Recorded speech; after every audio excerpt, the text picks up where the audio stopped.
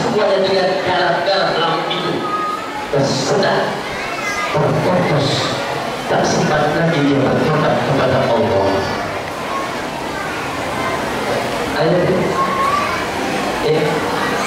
ibu masih kasih kesehatan, kasih Allah sempat itu berbuat baik terus, beramal soleh terus. Orang jangan ngaku beriman kalau belum bisa beramal soleh. Ini kunci kehidupan, kunci Al-Quran, garansi dari Allah. Orang yang beramal soleh, garansi dari Allah, pasti bahagia dunia dan akhirat. Man amila shalihan min dzakarin aw untha wa huwa mu'minun falyahyiyannahu hayatan thayyibah wa lanajziyannahu ajrahum bi ahsani ma kanu ya'malun. Orang siapa yang beramal soleh, apakah dia laki-laki maupun perempuan, syaratnya orang beriman, maka garansi dari Allah dia akan bahagia dunia dan akhirat. Allah yang menggaransi, Allah yang menjamin engkau beramal soleh, engkau laki-laki, engkau perempuan, syaratnya engkau beriman, garansi dan jaminan dari Allah bahagia dunia dan akhirat.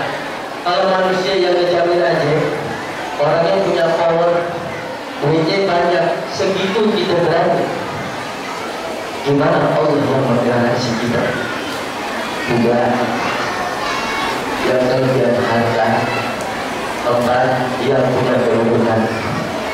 Dengan ini gagal dong surga Allah, gagal dong kita kasih sayangnya Allah. Gak semua orang Allah karuniakan rezeki yang banyak.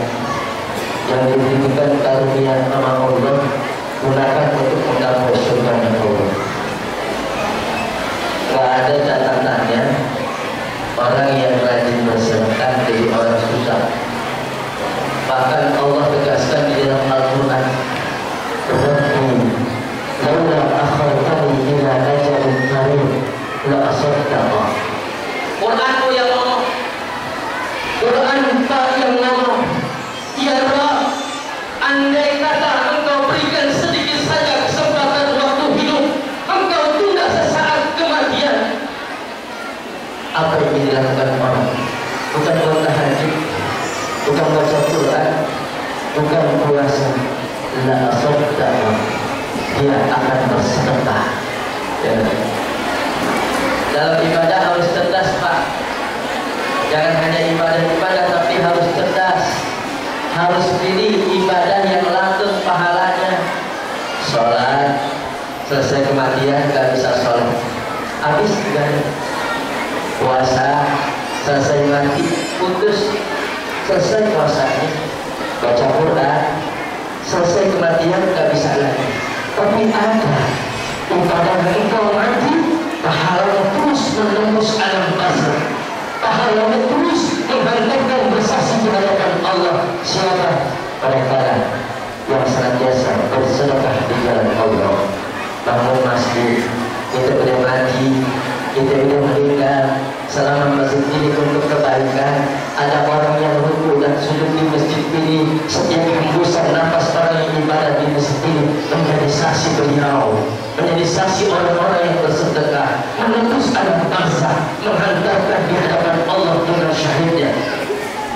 Bangun pesantren, mencetak anak-anak habis doa, setiap huruf yang dibaca menjadi limpahan pahala menembus alam barzakh menghadap kehadiran Allah Subhanahu wa Ta'ala. Cerdas. Punya harta ini. Ayo, Abdurrahman bin Auf termasuk rijalun yubasyiruna bil jannah. Saya ngomong Pak Mesa. Ini kalau mengikuti beliau, sebenarnya beliau lebih hebat ceramahnya dari saya, Pak. Di Jakarta begitu. Di sini aja pura-pura. Tapi dia bilang, ini mengaji ganti-ganti tugas. Aneh begini, ente ini Abdurrahman bin Auf. Abdurrahman bin Auf rijalun yubasyiruna bil jannah. Orang yang udah digaransi masuk surga. Jadi kita bukan Abdurrahman bin Auf nih. Kita sahabat bukan, tetangga Nabi bukan. Surga kita gak jelas, hisab kita berat. Abdurrahman bin Auf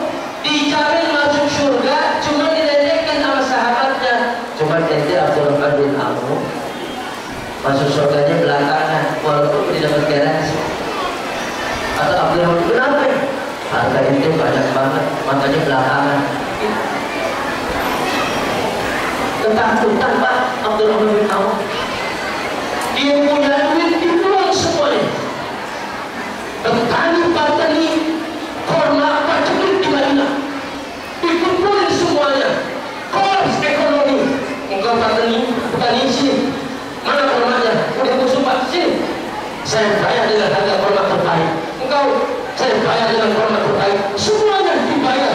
Petani bangkit lagi ekonominya. Habis tuang Abdurrahman bin Auf. Kira Abdurrahman bin Auf uangnya habis, kira ada orang yang begitu. Tapi apa hasilnya? Menjelang seminggu datang utusan pemerintah dari Yaman Abdurrahman ke Madinah. Dia lagi cari kurma yang sudah agak busuk lantaran di Yaman terkena sebuah wabah penyakit yang obatnya hanya bisa diobati oleh jus kurma busuk. Ya Allah, dibeli itu kurma, Masya Allah, selesai dengan harga yang terbaik, berlipat lagi harga dengan Abdurrahman bin Auf. Yang punya harga jangan sampai ketakutan. Saya ngomong di majlis, di mana majlis udah nggak laku di 2000-an di kota Kamal Masjid. Udah nggak laku tuh. Kenapa sih takut banget? Engkau punya rumah 300 juta, engkau punya mobil 200 juta, punya motor 12 juta untuk kenikmatan dunia yang sesaat. Pertanyaannya, beranikah engkau membeli surga engkau dengan harga rumah itu? Beranikah membeli surga dengan harga mobil engkau? Beranikah engkau membeli surga engkau dengan harga motor engkau? Gak usah repot. Setengahnya ini di masjid buat surga baru enak. Ya Allah, anak saya belum punya jodoh, dia punya jodoh. Ya Allah, anak saya belum punya rumah, dia punya rumah. Mana aku punya?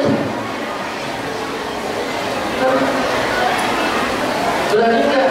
Pecahan terbesar di Indonesia berapa? 100 setiap Jumat.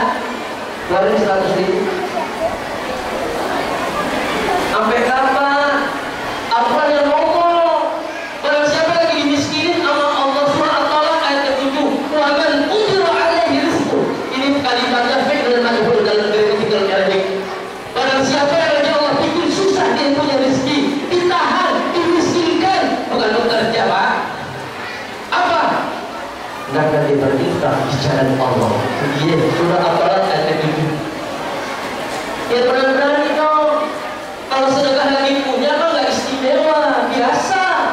Entar dah, nunggu tanah laku, entar dah gajian, ya istimewa. Apa istimewanya?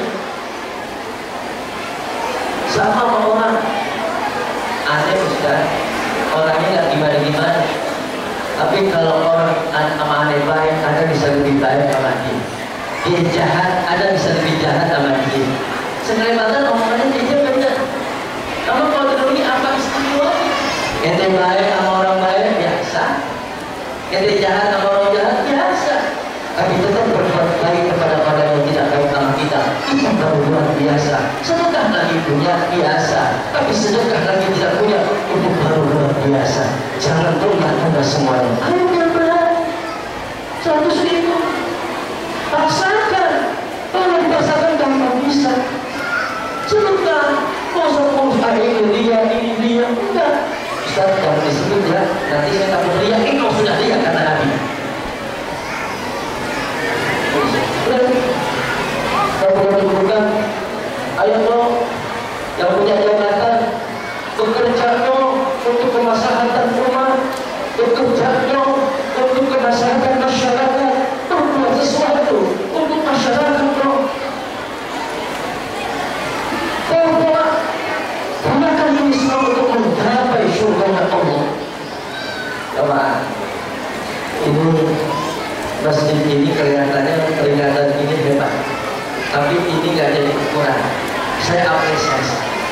Saya suka ngomong sama teman-teman, mau lihat satu kampung bagus apa enggak keagamaannya, satu wilayah mau bagus apa enggak akhlaknya, satu kampung, satu desa bagus atau tidak pemahaman keagamaannya, lihat sholat jamaahnya. Lihat sholat jamaah, lihat aja subuhnya bagus kan, zuhurnya bagus kan, asarnya bagus kan, maghribnya bagus kan, isyanya bagus kan. Itu ukurannya.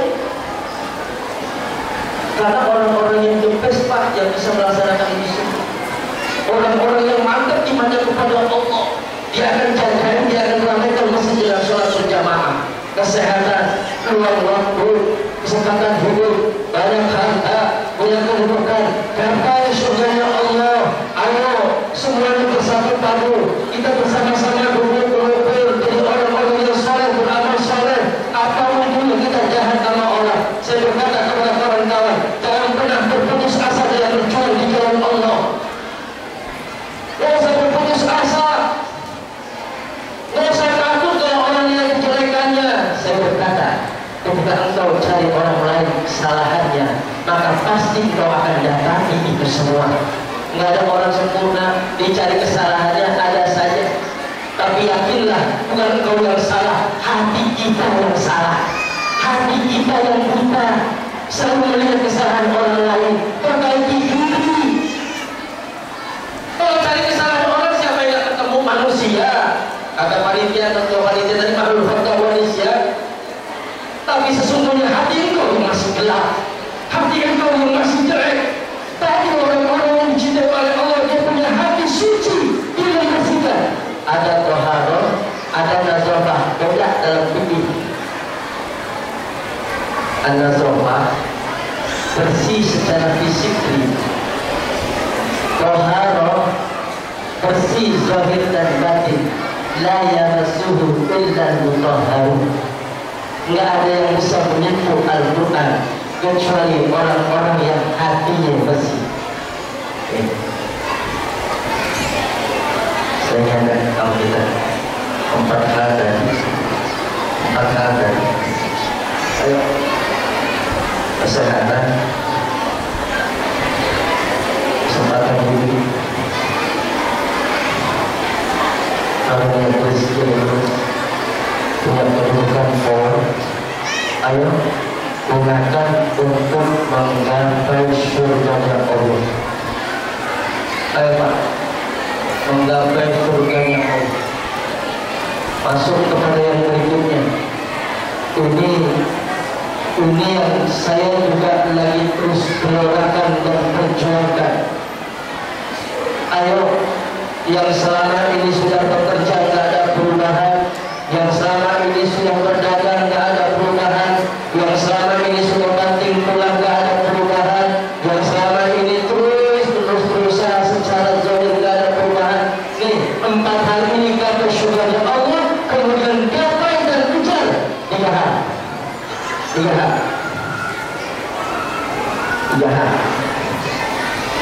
Apa yang pertama? Banyak baca istighfar. Simpel Pak. Orang yang kalau pengen dibebaskan urusannya sama Allah, berbanyak istighfar. Orang-orang yang mulutnya basah dengan istighfar, orang ini dicintai Allah. Jangankan dia meminta kesulitan, Allah jawab.